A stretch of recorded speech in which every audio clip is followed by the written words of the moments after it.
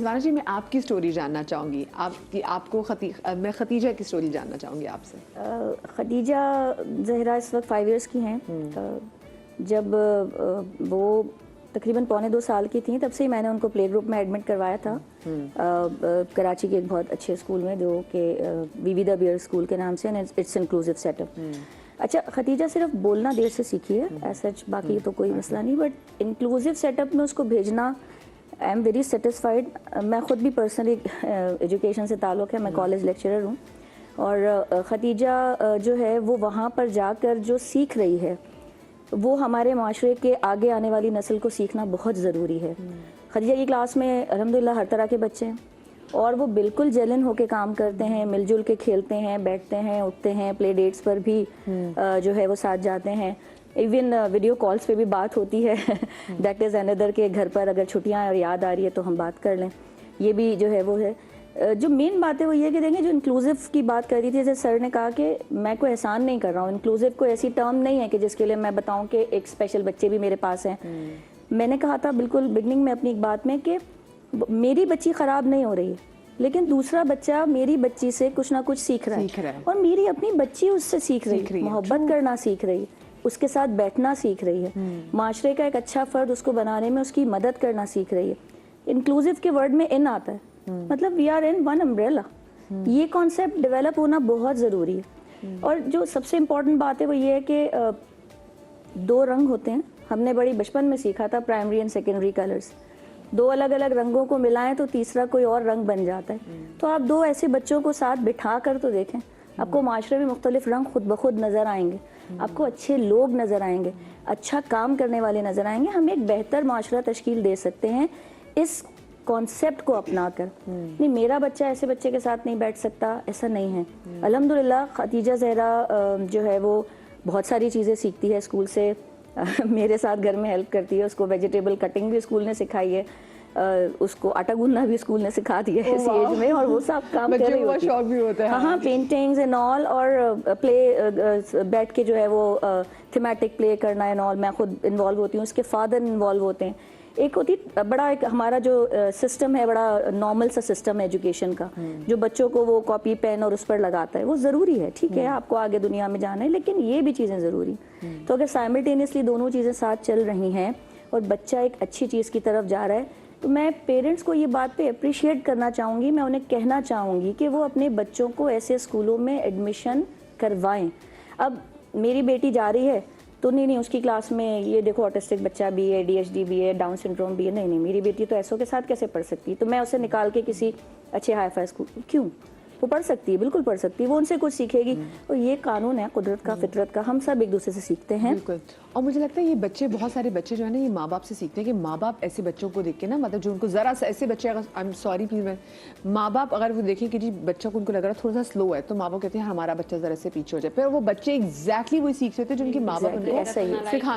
मतलब मैं अगर भाग रही हूँ तो मैं मेरे साथ किसी को लेकर भागूँ, दिस इज रेस। ऐसा थोड़ी है कि मैं पहले आ जाऊं और वो पीछे रह जाए। ये कॉन्सेप्ट देना आपके लिए अच्छा है, क्योंकि आप इसमें ऑन दी होल एक काम कर रहे हैं। जैसे ताहिरा ने कहा कि स्क्रीन टाइम ज़रूरी नहीं है, ये screen time is not the reason जो कि हमने माइंडसेट बना लिया। मैं सिर्फ एक मौला अली का कॉल शेयर करूंगी। वो कहते हैं कि अपने बच्चों को आने वाले दौर के लिए तरबियत दो, क्योंकि वो तुम्हारे दौर के लिए नहीं, आने वाले दौर के लिए पैदा किए गए। ये स्क्रीन है, ये टेक्नोलॉजी है, आगे आने वाली चीज़ें, ये बच्चों को आगे काम आनी है, क्योंकि दुनिया में ये है, आप उन्हें पीछे नहीं कर सकते। बट इसके साथ साथ वो जो इमोशंस हैं, वो जो एम्पैथी है, वो जो केयर है, वो जो शेयरिंग की फीलिंग है, वो भी आपको अपने बच्चे को सिखानी है, क्योंकि सिर्फ आप एक पढ़ा लिखा इंसान ना बनाएं, एक अच्छा इंसान बनाएं। एक चीज़ ऐड करूँगी मदिया कि हमारे अंदर फिर भी बच्चों की जब हम बात कर रहे हैं, हम भी इत्तेफाक ऐसा कि जब से बात हो रही है तो हम न्यूरो डाइवर्जेंट बच्चों की बात करें, वही बच्चा एडल्ट भी तो बन रहा है ना। बिल्कुल।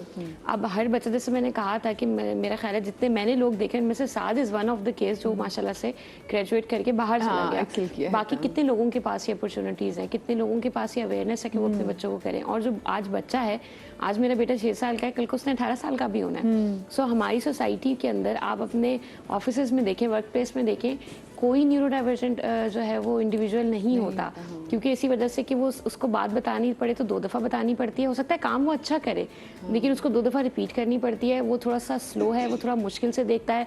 मेरा बेटा जो है वो पिक्टोरियल लर्निंग है उसकी बहुत अच्छी है, बट अगेन जब वो कहीं जॉब के लिए जाएगा तो हमारे तो सोसाइटी इतनी टॉलरेंट ही नहीं है। हम तो कहते हैं बस हम जुमला पूरा करते नहीं है और वो काम फौरन से हो जाना चाहिए। So this is also very important कि हम सोसाइटी तभी बिल्ड करेंगे जब हम इनको इंक्लूड करेंगे, उसमें स्किल्स भी आ जाते हैं। True.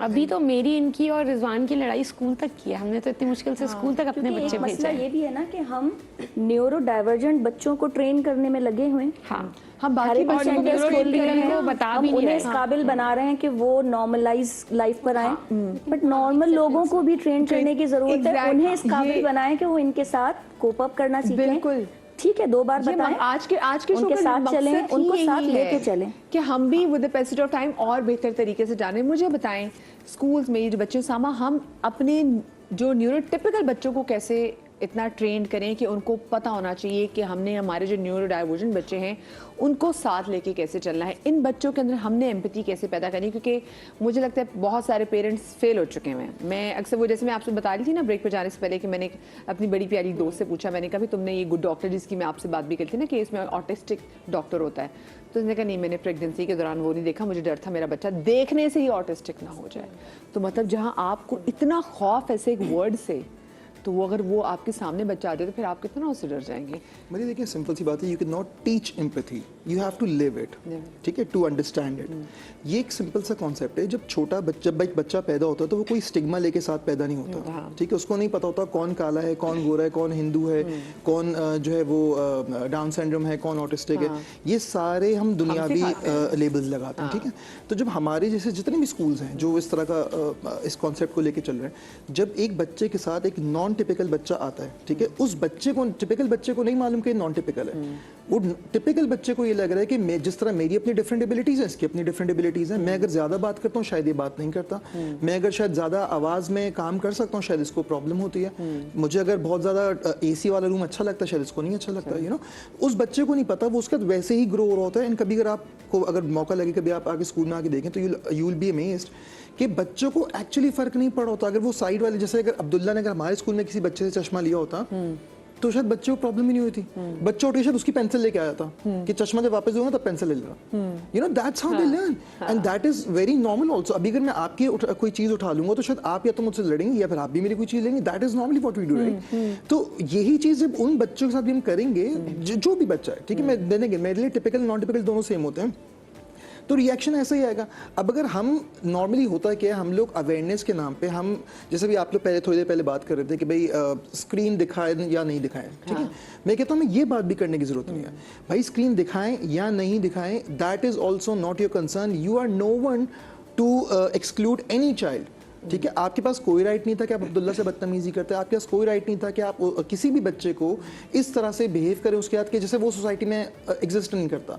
Just because you have power, just because you think you have power, I would say, ठीक है। तो आप किसी को भी अगर एक्सक्लूड करना चाह रहे हैं या इस तरह के लेबल्स देना कि पागल बच्चा है तो घर पे रखो, तो देखिए नॉर्म्स के हिसाब से सोसाइटी के, not because just because you think you have a power, just because you think that your kid is superior, exactly, you think that your kid is like, जितनी सारी milestone is doing it like a pro, that does not give you a right कि आप किसी भी बच्चे को जज करें। आपको नहीं पता भाई, क्योंकि देखिए उस कॉन्सेप्ट के हिसाब से, नॉर्म्स के हिसाब से जो आपने बिहेवियर शो किया वो भी नॉर्मल अरे वो तो आप अब नॉर्मल है। exactly. मैंने जब इन्होंने लिखा तो मैंने तो उसके, जब मैंने इनकी पोस्ट पढ़ी थी तो मैंने उसमें नीचे लिखा कि भाई ऐसा बंदा जो कि किसी बच्चों के साथ भी ऐसे कर रहे हैं, वो तो खुद असल में जानवर है। exactly. क्योंकि इंसान तो सोशल एनिमल है। आप इंसान सोशल में तो बाहर निकलेगा, लोगों से भी मिलेगा, और अगर आप किसी को कह रहे हैं कि अपने बच्चे को घर पे रखो, तो जो आपकी सोच है वो तो आपकी जानवर है, तो ऐसे लोगों को बाहर ही निकलना चाहिए। सोसाइटी का मूवी मसला ये है कि हम तो भी काले गोरे छोटे मोटे पतले लंबे से नहीं निकले।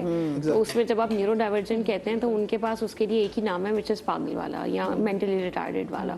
तो इसमें ये अंडरस्टैंडिंग बहुत ज़्यादा ज़रूरी है कि आप लेबल, जब मैं अक्सर ये बात कहती हूँ, मुझे लोग कहते थे मेरे बेटे का डायग्नोसिस हुआ तो सबने मुझे कहा कि नहीं बताओ, He doesn't look autistic.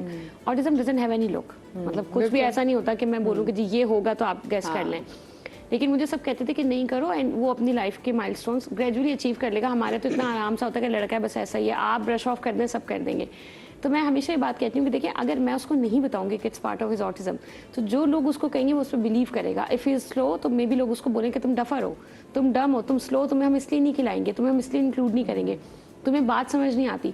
और फिर अगर उसको कोई बोलेगा कि वो पागल है, तो हो सकता है कि वो उस लेबल को एक्सेप्ट कर ले, because he doesn't know the right label for it. So मैं हमेशा पेरेंट्स से कहती हूँ आप दुनिया को बताएं या ना बताएं, ये आपका कंसर्न है या आपका फैसला है, लेकिन आप अपने बच्चे को उसका डायग्नोसिस जरूर बताएं। एजुकेशन और अवेयरनेस ये मैं एक्सपेक्ट करूँ कि मधिया ऑटिज्म को समझें, लेकिन मैं अब्दुल्ला को ही ना बताऊँ कि उसको ऑटिज्म है। This is very unfair. या आप अपने बच्चे के साथ बहुत बड़ी ज्यादती करते हैं। सो आप उसको ज़रूर एजुकेट करें और अपने इर्द गिर्द के जो लोग हैं उनको ज़रूर एजुकेट करें। सो मुझे बहुत से लोगों ने ये भी कहा कि जी आप उसको नहीं बोलते कि आपके बच्चे को ऑटिज्म है, तो वो आपको ये नहीं बोलता, लेकिन ये बताना बहुत ज़रूरी है because it's part of his autism. और हम 24 घंटे हमारी फैमिली लाइफ, हमारी प्रोफेशनल लाइफ, हर चीज़ जो है वो अब्दुल्ला के डायग्नोसिस के बाद there is a major shift. हाँ हर चीज़ तो चेंज इट्स हो नॉट जाती सेम। है। हाँ मतलब मैं अगर हमने आउटिंग पे जाना है, you will be planning in a very different way with your neurotypical child, I will have to plan in a very different way. So मेरा 24/7 it's around autism, so why I should not talk about it. माँ बाप exactly माँ बाप की तो पूरी life change होती है। मुझे अब ये बताएं फरियाल, हम देखिए ये तो डायग्नोसिस वाला तो ये अब जाके आ रहा है ना कि आपने ADHD हो या कुछ भी, तो हम जाके उसमें कर लेते हैं। आज से पहले जब ये डायग्नोसिस नहीं थे, तो ऐसे कितने ज़्यादा जो कुछ बहुत से लोग होंगे जो कि स्पेक्ट्रम पे फॉल करते होंगे, लोग उन क्लास में समझेंगे कि तो बेवकूफ़ है, इसको समझ नहीं आती, नालायक है, ये समझ नहीं पाता, या फिर ये बदतमीज़ है, ये हाइपर है, सुनता ही नहीं, ये बदतमीज़ है, नाफरमान वाला, तो उस बच्चे को, और वो उसके बस की बाहर की बात है। तो ऐसे लोगों को किन किन मुश्किलात का सामना होता है जिनकी लेटर मतलब ज़िंदगी पहले डायग्नोसिस नहीं हुए होते हैं? अभी हम थोड़ी देर पहले जब बात कर रहे थे वो यही डिस्कशन थी कि बहुत सारे बच्चे तो छुपे हुए ही हैं, वो घरों में छुपे हुए, छत पे कमरों में छुपे हुए, जब हम आपस में डिस्कशन कर रहे थे। तो ऐसा ही है, अगर हम अपने ख़ानदान में भी देखें तो शायद हमने कहीं ना कहीं सुना था कि किसी का कोई बच्चा था जिसके साथ कोई प्रॉब्लम थी, जिसको वो आम लफ्ज़ों में लोग पागल कह देते थे, वो बच्चा सामने ही नहीं आता था। अवेयरनेस उस टाइम पे भी थी, काम जो है वो उस टाइम पे भी हो रहा था, लेकिन वही वाली बात एक्सेप्टेंस नहीं थी, क्योंकि जब हमारी फैमिली में किसी बच्चे को एक्सेप्ट नहीं किया जा रहा, तो मैं ये नहीं एक्सपेक्ट कर सकती कि मैं बाहर की दुनिया में कोई अननोन बंदा हमारे बच्चों को एक्सेप्ट करेगा। और ऑब्वियसली अभी हम देखते हैं ऑटिज़म ADHD के अलावा बहुत सारी मेंटल हेल्थ प्रॉब्लम्स होती हैं। अगर हम देख रहे होते हैं कुछ लोग हैं जो ये एग्रेशन उन साहब ने जो निकाला है एक मासूम से बच्चे पे, तो यकीनन मुझे लगता है उनका भी कोई चाहे ट्रॉमा होगा जो कि शायद क्योर नहीं हुआ, या जो उस पर उन्होंने काम नहीं करा, जो कि एक मासूम से बच्चे पे उनका सारा एग्रेशन या गुस्सा निकल रहा है। तो बहुत सारी ऐसी चीज़ें थी जो कि वक्ती तौर पे अगर नहीं उसको आप काम करते उस पर, तो इसके अलावा देखिए बहुत सारे लोग हमें नहीं, मुझे मेरे आसपास ऐसे लोग होते हैं वो कुछ चीज़ पे ट्रिगर हो जाते हैं। जैसे अगर हम फोबियाज में भी देख लेते हैं, फिर उसके बाद लाइट की फ्लिकरिंग उनको बहुत है, जो बहुत ज़्यादा शोर हो वो उनके लिए बड़ी प्रॉब्लमैटिक साबित होती है। वो कहते हैं हम सोचने से कासिर हो गए हैं, हमें कुछ समझ हमको समझ नहीं पा रहे। तो ऐसी बहुत सारी इंटरनेट ऐसी चीज़ें होती हैं जो कि शायद डायग्नोस नहीं हुई हुई और लोगों को पता नहीं कि उन्हें, जैसे उन्होंने कहा ना, बताना ज़रूरी है।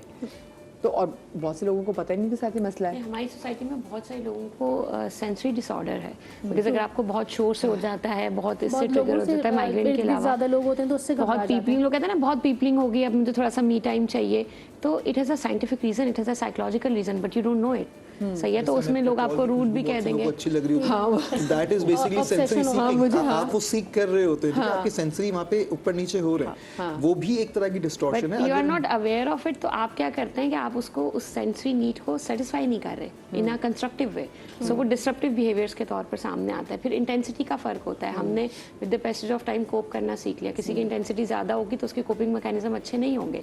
सो ये बहुत इंपॉर्टेंट है कि अगर आपको पता होता है, या मैं तो अक्सर लोगों से कहती हूँ कि भी आप अपनी गट फीलिंग्स पे चलें।